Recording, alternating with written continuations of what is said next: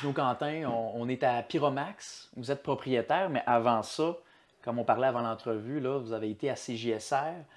Vous avez fait quoi à CJSR? Ben, ça a commencé par des petites émissions quand j'étais plus jeune. Un peu de curiosité. Moi, ça m'intéressait de voir les caméras.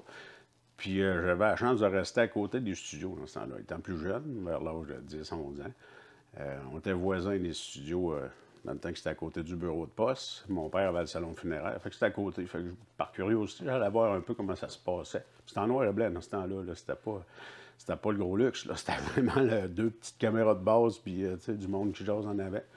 Puis ça a commencé avec un Canadien nordique qui faisait une ligne ouverte après les games de Canadien nordique. De mémoire, c'était Benoît Thiboutot puis Christian Denis qui animait ça dans le temps. Puis il faisait que ça. Puis moi, je voulais aller voir les caméras. Fait que je restais à côté. Il avait dit, si tu veux venir, viens après les Canadiens nordiques. Parce qu'eux autres, il n'y avait pas de caméraman. Là, ils mettaient ça fixe. Fait que là, ils m'ont appris un peu ça. Puis ça a commencé qu'à un moment donné, il dit, voulez-vous, moi j'étais avec un de mes chums, puis il avait dit, voulez-vous aller en avant des caméras puis faire un débat canadien-nordique de jeunes? Puis je pense qu'on l'avait fait une fois. C'est là que ça a commencé, mais moi, c'était vraiment plus la machinerie qui m'intéressait que l'animation. L'animation est arrivée plus tard. Je n'ai pas fait énormément non plus, mais c'est arrivé un peu par obligation, là, par des circonstances comiques un petit peu, là, comme... Puis vous, donc, faisiez la caméra au début, là, si je comprends bien, mais le coup de pouce, là, justement, que quelqu'un vous a donné de l'animation, comment on fait pour passer de la caméra à l'animation? Parce que de ce que vous me racontez, j'ai l'impression que c'était plus en arrière de la caméra qui vous tentait. Oui, ouais, ben, il y a eu comme du... la première fois que j'ai été à part à 5 ans, quand je chantais en maternelle, là, que je me souviens pas trop, comme ma mère se souvient, là, à part ça. Vous n'allez pas vous mettre à chanter là? Non, non, absolument pas. Vous le regretteriez tellement. Non. Ça a commencé, je me souviens dans le temps que ça avait redéménagé en dessous de l'hôtel de ville. C'était Laurent Blouin qui s'occupait de ça, la technique et tout ça. Puis il y avait Yvon Beaulieu dans ce temps-là qui faisait une émission de sport avec ligne ouverte. Puis il n'y avait pas beaucoup d'autres émissions. C'était assez restreint comme émission. Puis j'avais à peu près 14-15 ans, puis je connaissais Laurent Blouin, puis il m'avait dit, ça vous tentera pas d'essayer de faire de quoi? N'importe quoi, mais faire une émission. Moi, peut-être Carte blanche. Oui, c'est ça. Il dit, proposez-moi de quoi, puis si ça a du sens, on va essayer. Tu sais, 14-15 ans, ben, on tripe sa musique là, dans ce temps-là. Fait que là, on a décidé de faire une émission sur la musique. Les groupes, c'était plus heavy metal, tu sais, comme Kiss, Def Leppard, les groupes du temps, Bon Jovi, puis ça. Fait qu'on était à 4. C'est encore là, je te dis ça de mémoire, il me semble, c'était moi, Daniel Leboeuf, Patrick Taski, qui est déménagé de Saint-Ramon, que ça fait des années que je n'ai pas vu, puis il y avait Patrick Derry, je crois. En tout cas, on était 4 gars, puis on s'échangeait une semaine, puis c'était une émission que, tu sais, quand on avait une bonne émission, ça durait 10-11 minutes, là, on était contents. On achetait des revues, on s'informait sur des bands, puis on essayait de parler des bands qu'on a. Tu sais, on voyait là, à la polyvalente de quoi qui se parlait le plus, qu'est-ce qui était le plus populaire. Fait que c'était pas nécessairement nos goûts personnels, mais là, on disait, ah, ce band-là, là, il pogne. Fait que là, on allait chercher, on achetait des revues, fait qu'on payait, là, le fond, pour faire une petite émission. Ça a commencé là, ça n'a pas duré longtemps. Moi, par contre, c'est là que j'ai accroché à vraiment m'intéresser à essayer de faire de la caméra. Puis, c'est ça qui vous a donné un peu la passion, si je comprends oui, bien? oui. Puis après ça, il est arrivé un Téléthon pour la première caméra couleur. Puis c'est là que moi, j'ai été voir justement Laurent ce journée-là.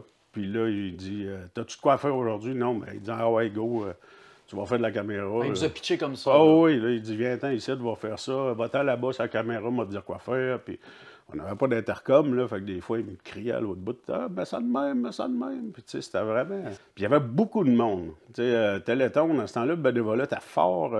C'est rare, tu te ramassais en sous-effectif, là. Tu sais, il y avait tout le temps du monde. Puis à un moment donné, il y avait quelqu'un qui disait, bon, ben recule, toi, viens ici, viens m'aider. Puis tu sais, moi, j'étais jeune, je posais pas de questions, puis j'apprenais.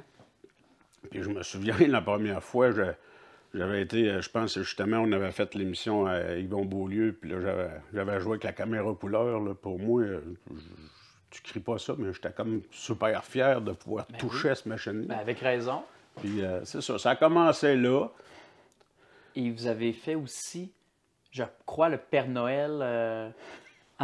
Je vais vous laisser le raconter, là, si vous êtes à l'aise, mais vous avez fait une version intrigante du Père Noël. On va dire ça comme ça. Ouais, ben c'est une version un peu...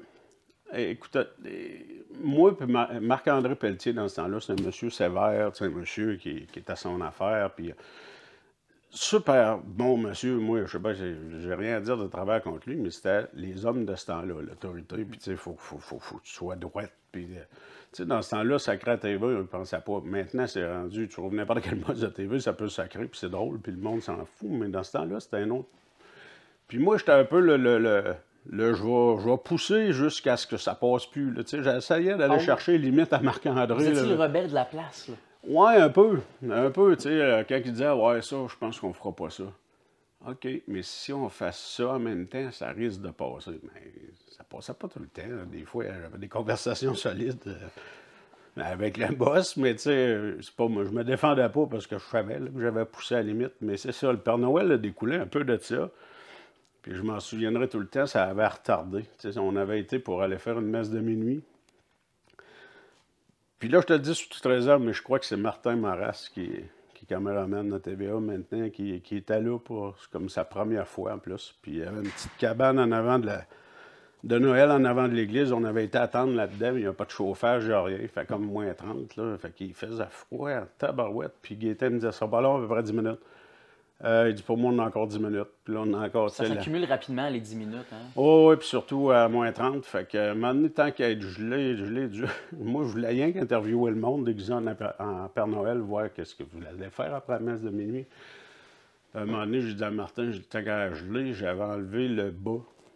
J'avais enlevé les culottes de Père Noël, puis je me suis mis en boxeur. Fait que j'ai sorti. À moins 32. Ouais, genre, j'avais les cuisses mauves. C'était pas une farce. Quand j'ai rentré à chaleur, ça brûlait comme du feu. Là. Mais pourquoi vous avez accepté de faire ça, juste pour. C'est JSR, par exemple, là, tu sais. Ben, je pense pas que. Je me souviens plus, mais je pense pas que j'aille averti ben avant de le faire non plus. Ça s'est décidé comme ça, je sais pas pourquoi. Je suis même pas capable aujourd'hui, je dois être trop vieux, je sais pas. Je suis même pas capable de savoir où que l'idée m'est venue. Mais je me suis dit, ça serait cool. C'était pas rien de. J'étais pas en speedo, là. J'étais des boxers. Mais j'avais les cuisses à l'air, puis j'avais rien qu'un haut. Fait que c'est sûr que ça a grippé quelques personnes. Mais moi, j'ai interviewé le monde. C'est le Père Noël en boxeur. Mais en général, les gens, ils réagissaient comment? C'était bien? Ils étaient un peu offusqués? Ben, il y en a qui se sont plaints à Marc-André. Puis là, Marc-André, il dit, bon, il dit, qu'est-ce que t'as fait encore? Puis là, ben, tu sais. Ah oui? Oh, c'était pas la première fois, là, genre. Non. Il est arrivé plein d'affaires. On pourrait passer une bonne veillée à compter toutes sortes de choses, là. Mais. Moi, j'étais un improvisateur. Tu sais, je veux dire, il me passait une idée, j'y allais, puis mes idées n'étaient pas tout le temps les meilleures, puis des fois, j'ai poussé ma loque souvent, puis à la fin, ben, c'est sûr que la gang, tu sais, il y avait Stéphane Lépine qui était là aussi, avant qu'il travaille là à temps plein. Il y avait... Moi, j'ai comme suivi, c'était Stéphane Martel qui était là à temps plein dans le temps, puis lui, il avait annoncé qu'il s'en retournait aux études, puis c'est là que je rentrais à temps plein dans CGSR. Puis il y avait Gaétan Voyer, il y avait toute la gang qui était là, avec qui des fois que je me référais. Mais même quand on est arrivé là, l'animateur vedette, c'était, moi je me souviens, c'est Luc qui est arrivé dans ce temps-là, Luc Falardeau. Fait que j'avais pas besoin d'animer. Fait que quand je faisais de quoi, moi j'essayais d'aller, tu sais, Luc c'était un professionnel, c'était quelqu'un qui avait de la jasette, c'était quelqu'un qui va partir à une entrevue, c'est un coup de tête de même, sans avoir de questions, puis il était capable d'en poser. Là, c'était quelqu'un qui était... Moi, j'avais pas cette facilité-là tant que ça. Mais sauf que pour... Mais pourtant, là, vous parlez, vous avez de la jasette, vous avez de l'entre-gens, vous l'avez dit, vous êtes un improvisateur. C'est deux choses, jaser puis inventer des questions. Moi, les questions qu'on m'a posées souvent, c'était pas les bonnes. Fait que Luc, il l'avait, lui, ça. Fait que j'aimais mieux être en arrière et tout ça, mais quand j'allais faire l'émission, des fois, il y avait des courses de skidoo. J'étais un peu plus aussi rock'n'roll, plus... comment est-ce qu'on dit ça? Téméraire? Ouais, peut-être. Tu sais, les courses de skidoo, courses de 4x4, aller au lac Croche, faire un reportage d'une run de skidoo, tout ça, c'était le fun. Vous disiez toujours oui à ça? Ouais, ça, je vais animer ça parce que je suis entouré de monde que, tu sais... J'interviewais pas un conseiller municipal, c'était un gars de skidoo. Fait que, tu sais, c'était comme une autre ambiance. C'était moins compliqué parce que moi, j'avais le don de me mettre les pieds dans les plats quand j'arrivais avec certaines personnalités. Oh, avez-vous un exemple en tête, là, comme ça, à brûle-pourpoint? Ah, je pense, ben non, je laissais aller Luc, là, mais tu sais, je veux dire, je vais vous donner un petit exemple. À un moment donné, j'avais pris, dans le temps, il y avait la municipalité puis la ville. Il y avait 2 conseils. Il y avait André Girard, qui est un monsieur que je respecte, j'ai tout le temps respecté, puis M. Corriveau aussi, qui était, M. Corriveau était à la ville, M. Girard était le maire de la paroisse. Puis à un moment donné, il avait fait comme un speech dans une veillée d'à peu près 1 minute, puis on avait été filmer ça. Puis c'est ça, un bon lundi matin, je rentre, puis j'étais en train de faire comme le montage pour mettre ça en onde, puis là, je regardais, m'est venue une idée, là. Je disais, bon, ben, il me semble que M. Corriveau, avec la voix de Bob Binette, ça serait drôle. Ouais, genre, puis tu sais, pas. Puis là, après ça, je disais, ouais, l'autre, je regardais M. Girard, puis je disais, l'autre jour, mon homme, il était pas, tu sais, la gesticule, elle fitait avec ça, fait que là, j'ai dit, je vais me pratiquer avec, mais je suis pas un imitateur pour ces scènes, fait que j'avais écouté les Bleus Poudres dans le temps, puis là, je me suis pratiqué un peu, c'était pas tout à fait pareil, puis là, j'avais mis un texte drôle qui est pas non plus déplacé sur chaque mère, puis j'avais fait un montage avec ça. Puis là, ben, j'ai appelé les mères avec. M. Girard, il dit, ben oui, il dit, mon petit Quentin, vas-y, il dit, il n'y a pas de problème. Puis M. Corriveau m'avait répondu, il dit, écoute, si on ne vaut pas une risée, on ne vaut pas, on ne sera pas maire. Fait que j'ai dit, c'est correct, j'ai fait l'approbation, il n'y a rien de méchant. Ils n'ont même pas voulu que je le fasse écouter non plus. Ils ont dit, on te fait confiance. Ah ouais, mon Dieu! Ouais, puis là, ça a tombé, j'avais passé ça vite, vite, dans l'après-midi d'une émission que je voulais partir, qui s'appelait Vidéo Toaster. C'est encore une belle idée, là. Puis, en tout cas, il y a un conseiller qui a tombé là-dessus. Il a enregistré ça, puis il a fait jouer ça au conseil. Ils ont ri, là. Ils n'en revenaient pas, mais là, ça a parti comme une traînée de poudre, là. Puis là, Marc-André me dit, qu'est-ce que t'as fait, là? Puis, Encore? Oui, puis il y a encore du monde, eux autres, qui appelaient à la station, ils disaient, voyons, on n'a pas d'allure à rire des maires de même, tu sais. Alors que les maires ne l'étaient pas du tout, eux autres. Absolument pas, parce que quand les maires étaient revenus, parce qu'il y avait une séance de conseil que les maires n'étaient pas là ce soir-là, puis que là, les conseillers avaient écouté ça. Puis il y avait bien ri.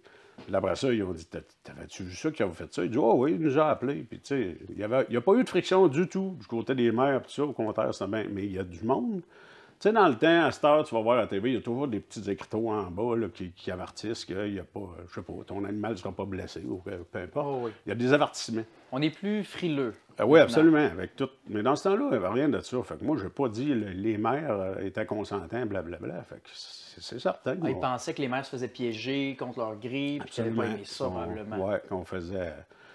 Puis c'était plus rare dans ce temps-là, ces émissions-là. Tu sais, on voyait des fois quelques bloopers à la fin d'un film, mais des émissions de bloopers, ils passaient pas ça. Pourquoi ils ne passaient pas? Pourquoi? Je sais pas. C'était plus caché un peu. À CGSR, on a commencé à le faire vu que c'était limité à Saint-Ramon dans ce temps-là. Puis c'était du monde qu'on connaissait. Puis on prenait des bloopers, c'est pas méchant, mais on en passait un peu. Puis c'est là que Vidéo Toaster, moi, m'est venu dans l'idée. Je trouvais le nom. C'était un logo de je sais même pas quoi. Là. C'était même pas un nom original que j'ai inventé. J'ai vu un logo, puis c'était marqué Vidéo Toaster, puis je trouvais ça drôle. Fait que j'ai dû m'essayer de faire une émission de bloopers. C'est moi qui faisais le montage, j'étais là à temps plein, fait que les bloopers, je les voyais toutes. Fait qu'à un moment donné, j'ai dit, OK, on essaye ça. Je vais appeler ça Vidéo Toaster. Mais là, ça me prenait un générique. Moi, j'étais comme, je veux le générique, je veux un préambule, puis je veux toute la patente. Fait que là, j'avais été au foyer Saint-Jean, une maison de personnes âgées ici. Puis j'avais demandé aux infirmières. Dans ce temps-là, encore là, c'était plus ouvert. L'infirmière a dit, ben, s'ils sont d'accord, demande-le. Fait que j'ai fait le tour des... Puis je lui disais que j'étais de CGSR, puis je voulais faire une émission. Puis en ouverture d'émission, avec une musique drôle, ben je voulais des grimaces les plus laides possibles. OK. Puis moi, au lieu d'aller voir Monsieur Tout-le-Monde, qu'on voit souvent faire des grimaces, j'ai dit, bon, allez voir les personnes âgées. Qui ont beaucoup d'expérience, des fois, dans les grimaces, tu sais, plutôt dans les vies. Surprenant, là, le taux d'acceptation, là. Tu sais, oui, il y en a quelques-unes des personnes qui ont dit « Ah non, moi, je veux pas. » Parfait. On va aller voir l'autre. L'autre dit « Ah oui. » Puis tout de suite, il n'y avait plus de dents dans la bouche. Puis il était prêt. Puis ouais, relaxé un peu. Fait que j'ai pris vraiment des grimaces de personnes âgées. Puis on a fait comme un genre d'entrée de... Tu sais, j'ai fait mon entrée d'émission avec ça. Ça a dû leur faire plaisir aux personnes âgées. Oui, puis je leur disais, sentez-vous libre, si vous voulez pas, je vous en veux pas. Puis là, ça faisait la file en bas au foyer Saint-Jean, puis c'était vraiment drôle. Puis là, des fois, attends un peu, je vais m'en reprendre. Puis là, c'était épouvantable. Fait qu'on a fait le... Sauf que moi, je n'ai pas pensé d'appeler famille, puis d'appeler tout le monde. Puis j'ai pas Hey, parlé de ça à grand-maman va être Marc-André là, non plus. Fait que là, Marc-André il reçoit plein de téléphones, puis ça n'a pas de bon Mais sens. vous deviez être un calvaire pour le directeur. Ça fait comme 3 anecdotes là, qu'on parle qui sont Ouais. super intéressantes, mais J'essayais- aujourd'hui, mon Dieu. J'essayais juste de voir sa limite. Je faisais ça avec mon père, je faisais ça avec tout le monde, avec mes profs à l'école. À CJSR, Gino, l'avez-vous déjà dépassé, selon vous, cette limite-là? Oui, ben c'est arrivé une fois que... Je me souviens pas pourquoi, par contre. Je pense que c'est une histoire de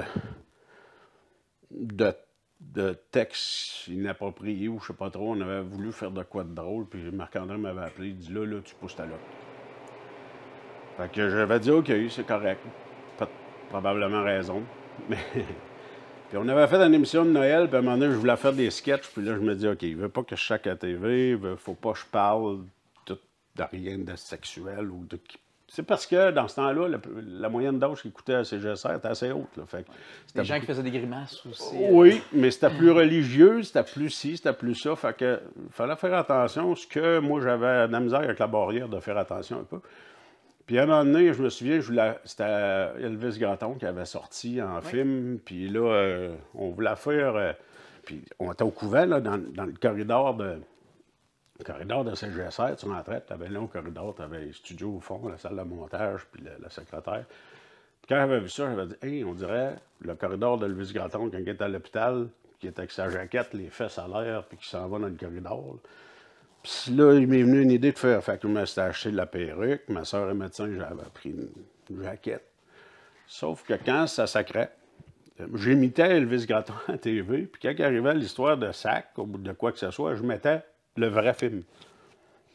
Ah, OK, comme vous laissiez le sacre à Pierre Falardeau. Exactement. Fait que là, c'était pas moi qui sacrais. Là, ce coup-là, ça avait comme dit, ben là, tu vas arrêter de jouer avec ça, là, tu sais. Il était pas content. Non, puis même ma mère m'avait appelé, elle avait dit, qu'est-ce que tu fais? Une fesse dans le corridor, parce que j'avais mis l'image d'Elvis Gratton, puis de son chum, Léo, je sais pas trop, là, Méo, qui s'en aille dans le corridor, puis là, tu voyais un peu les fesses à Elvis Gratton. Mais ce que je retiens de ça, le monde pensait que c'était moi, hein? Mais c'était pas moi. Mais le directeur, il vous laissait faire ça, tu sais. Non, je ne disais pas, je l'annonçais pas. Ah, vous le préveniez pas? Non. Non, c'était ça. Il apprenait une fois en ondes? Ouais, c'est ça. Et quand il y avait un paquet de téléphone qui ne faisait pas, ben là, ouais. Mais il vous a quand même laissé pire continuer. Que ça. Oui, c'est ça. Tu sais, tout ça se fait en 3-4 ans, puis c'était pas si pire que ça. On disait qu'à un moment donné, je me disais, bon, ben là, il faut que je me laisse oublier un bout. Mais tu sais, j'essayais de voir. Moi, je trouvais que c'était pas grave, puis je comprends. Tu sais, on était deux opposés de génération en partant. Tu sais, Marc-André, génération de mon père, les hommes, bon, c'est ça, c'est le même, puis là, ça, faut pas dire ça, puis ça, faut pas montrer ça. Moi, de la génération, on fait n'importe quoi, puis qui, tu sais, bon. Fait que... Vous l'avez fait. Ben, j'ai pas poussé, tu sais, j'allais pas trop loin. Des sacs, j'en mettais pas plus qu'il fallait non plus. Fait que moi, je me diminuais de moitié, puis lui, ben, je le faisais endurer la moitié plus qu'il pouvait. Fait que, il y avait une certaine liberté, si je peux dire, à CJSR. Puis dans tout ça, Gino, dans toutes ces anecdotes, ces souvenirs-là, ces expériences un peu rebelles, vous diriez, c'est quoi votre plus beau souvenir? Ben moi, je dirais, je pense que c'est la dernière année, ben, il est arrivé beaucoup de choses. On avait parti un été complet avec Luc Falardeau, Gaétan. Il y avait des jeunes avec nous autres, Marie-Josée Paquette, je pense, de mémoire. Il y avait, je ne suis pas capable de toutes les nommer. Il y avait, non, Ils vont se reconnaître. Je ne sais pas si Normand Vézina était là aussi avec nous. En tout cas, on avait fait une émission, pas de problème. On se promenait d'un camping à l'autre, puis d'une place à l'autre. Souvent, il y avait des joueurs d'accordéon, puis un moment donné, un m'avait dit, il dit, embarque avec ta guitare. J'avais jamais accompagné un accordéon, mais tu sais, c'était n'importe quoi. J'avais été accompagné aussi M. Boutette, le père à Charles Boutette. On avait joué de la musique au presbytère un soir. Puis, tu sais, c'est pareil, là, je m'embarquais devant la caméra avec une guitare. Les plus beaux souvenirs, c'était ça. Pas de problème. Après ça, il est arrivé le 150e de Saint-Ramon, en 92. Ça a été du stock, ça aussi. Puis je me souviens avec Luc, on avait été, tu sais, dans le temps, il y avait le Salon Rouge aussi, là. Puis il y avait des bandes, là. On rentrait là, 3-4 caméras, couchés sur le dos en dessous du drum, puis tu sais, on essayait de faire un montage avec ça à la fin, puis C'était inoubliable. Il y avait comme une famille dans ce temps-là. L'émission, pas de problème. Même, rien que te dire comment c'était pas comme aujourd'hui, je me souviens, je pense que c'est dans Pas de problème, j'essayais de faire une chronique de char. Genre RPM aujourd'hui, mais beaucoup moins professionnel, mettons, là. Mais tu sais, j'avais été voir Hyundai. J'avais dit, tu peux-tu me prêter un char? Je vais faire des tests 0-100 km, des tests de freinage, puis on va parler du char. Dis-moi des qualités de ton char, puis on va en parler. C'est des chroniques d'1 minute. OK, il me donnait le X, je partais avec le char, puis on faisait un 0-100, on foutait les breaks, puis on a fait 3 ou 4 concessionnaires jusqu'à temps qu'il y en ait un me dit, t'as-tu une assurance s'il arrive de quoi à mon char? Je dis, non, t'as un X. Fait que, il t'a assuré ton char. J'ai dit, tu sais, c'est de la publicité pour essayer de vendre. Mais il n'y a personne qui m'a demandé ça aujourd'hui. Oublie ça, là. Tout ce que ça doit prendre comme assurance, tout ça. Puis je comprends que le concessionnaire ne laisse pas partir son char. Là. Moi, il me connaissait un peu, là, ceux qui ont dit oui tout de suite. Mais celui qui m'avait refusé, lui, il ne me connaissait pas. Là. Il ne voulait pas me laisser partir. C'est qui, monsieur, là, qui veut conduire ma voiture, Ouais, pas d'assurance, là? Mais tu sais, moi, j'avais la chance d'être un gars de Saint-Raymond. Mon père était super connu, ma soeur aussi. Puis, tu sais, fait que j'étais. Mais les gens devaient vous reconnaître aussi Ouais, grâce aux émissions et aux choses que vous faisiez qu'on pourrait faire aujourd'hui. Là. C'est ça. Mais c'était quand même bien pour les moyens qu'on avait. Mais c'était tout le temps le sentiment de la famille. Moi, le temps que j'ai été là, il y a eu la même gang un bon bout. Puis, tu sais, on s'appelait avec des idées différentes. Il y avait beaucoup d'improvisation. D'où elle vient, selon vous, cette passion-là pour la télévision de Saint-Raymond? Tu sais, qu'il y a 6 personnes en une journée là, qui disent « On va tous venir aider, donner un coup de main. Parce que la vie va tellement vite maintenant, mais pourquoi avoir laissé autant de temps à CJSR? Bien, je pense que dans ce temps-là, on n'avait pas de médias sociaux, on n'avait pas de téléphone, pas d'ordinateur, pas de...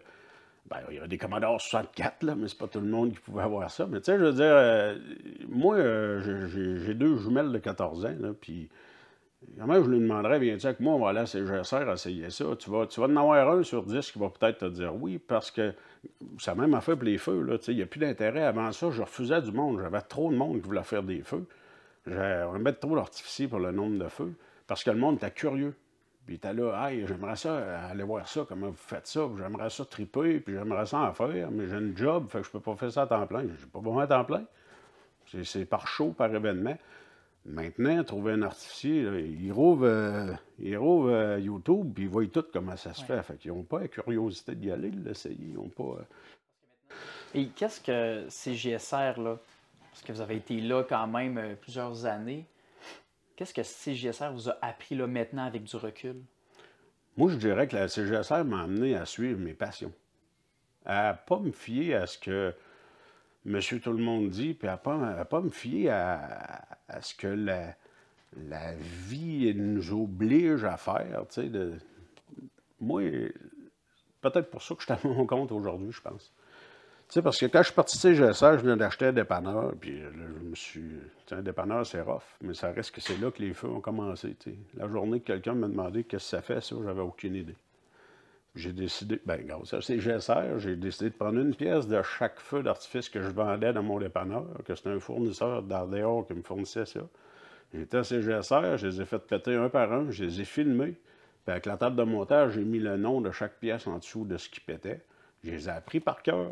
Puis l'année d'après, j'étais déjà capable de dire à mon client, ça fait ça, mets ça avec ça. Mais là, j'ai suivi ma passion encore comme j'ai suivi avant. Fait que ça m'a appris quelque chose, je pense, c'est de dire, laisse faire ce que la vie est supposée d'être, suis ce que tu ressens. Fait que ça a été ça. Moi, je sais que CGSR, c'est vrai, quand j'avais lâché CGSR aussi, moi j'ai arrêté en 92 CGSR, mais j'ai refait 6, c'est pas 7 télétons après. Pourquoi être revenu faire des télétons? Ben, la première fois, c'était une cause qui me tenait à cœur. C'était à la Villa Saint-Léonard pour une maison d'aide pour alcooliques toxicomanes. Puis ça, c'était une cause qui me tenait à cœur. Enfin, j'ai décidé Au début, en tout cas, ils cherchaient une façon de financer la maison, puis ils avaient fait une demande au Chevalier de Colomb. Puis moi, j'étais là, au Chevalier de Colomb, pour complètement d'autre chose. Mais quand je les ai regardés parler, puis ça, il parlait de faire un berceton ou je sais pas quoi. J'ai dit, pourquoi vous ne faites pas un téléthon? On avait déjà vu des télétons avant. Sauf que là, en disant ça, ben là, j'avais oublié que je me mettais au bat, parce que si c'est moi qui parle de Téléthon, faut que j'aille voir ces GSR, faut que je vois si ça a le temps d'embarquer, puis après ça, ils vont sûrement me dire, ouais, mais c'est qui va diriger tout ça? Faut que les bottines suivent les babines. Ouais, c'est ça. Fait que là, j'ai comme commencé à être, ben, c'est un titre qu'on se donne, là, comme directeur de plateau pour les... puis j'étais dans le comité aussi des Télétons. Fait que là, les invités, la musique, les animateurs, là, il n'y en avait plus qu'un. Il y en avait comme 3 ou 4 à gérer. Il y avait 3 plateaux. Les publicités. On était monté à Montréal filmer des artistes qui donnaient des messages. Puis Stéphane, il était dans la régie en arrière avec une équipe. Puis là, on disait, bon, ben, il y a une publicité. Mais que lui finisse de chanter, il va-t'en à la pub. Après ça, va-t'en au chiffrier. Puis après ça, on commence avec Luc qui va aller interviewer, mettons, monsieur le curé. Puis après ça, tu t'en vas à l'autre plateau, ça va être Denis Beaumont qui va... je donne des noms là, que j'ai déjà vu passer. Mais ça bougeait. Ou Patrick Bussière. Patrick Bussière aussi, il avait fait de l'animation avec nous autres dans ce temps-là. Ben, Pat, j'en ai fait des affaires avec lui, là. C'était assez incroyable. Puis tu sais, c'était... Fait que le premier Téléthon, ça a été un défi. Le deuxième, ça a été, ça va bien. Puis en tout cas, 5-6 plus tard... Le dernier, il n'y a plus personne, tu sais, à un moment donné, ça se fatigue, le bénévolat, puis le Téléthon. Puis le dernier, je me souviens que moi, je voulais pas y aller, là, j'avais trop de projets en même temps, puis Stéphane Lépine m'avait appelé, il dit, écoute, si tu y vas pas, il va pas. Ça dépendait de vous, là. Ben là, c'était un peu ça qui passait comme message. Fait que là, à un moment donné, je me disais, OK. Puis là, on s'était parlé aussi des conditions, puis on s'était parlé, tu sais, d'un moment donné, tu sais, il faut que tu gères... Ça dure 10 heures, puis il passe peut-être 20 bandes, 20 entrevues. La pub, c'est de la gestion pour la télé, là, pour le Téléthon. C'était des gros événements. Là. Mais c'était tellement le fun ce que tu ressens à la fin de la journée, là, quand on ferme en ondes, merci, quand ils disent merci tout le monde. On a tout le temps atteint ou presque nos objectifs. Fait que quand ils fermaient la caméra, j'enlevais les écouteurs, puis je regardais la gang en régie, puis c'était... C'est inexplicable l'effet que tu as là, là. Tu dis, hey, là, on en a donné toute une. Puis en plus, Stéphane, je me donnais super bien avec, puis il est envoyé, puis je ne suis pas en nommer, là. Il y en a plein de bénévoles qui ont.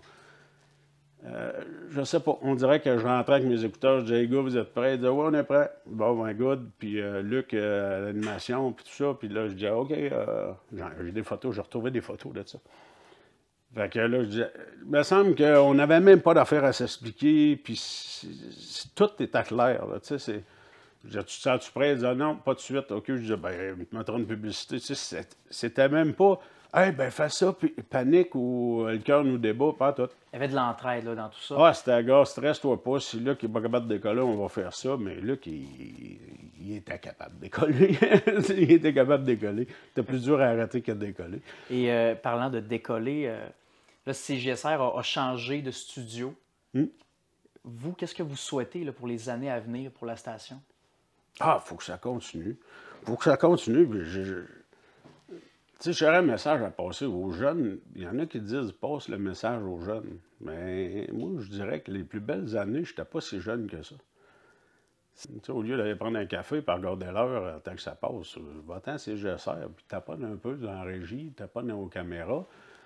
Ça te tente.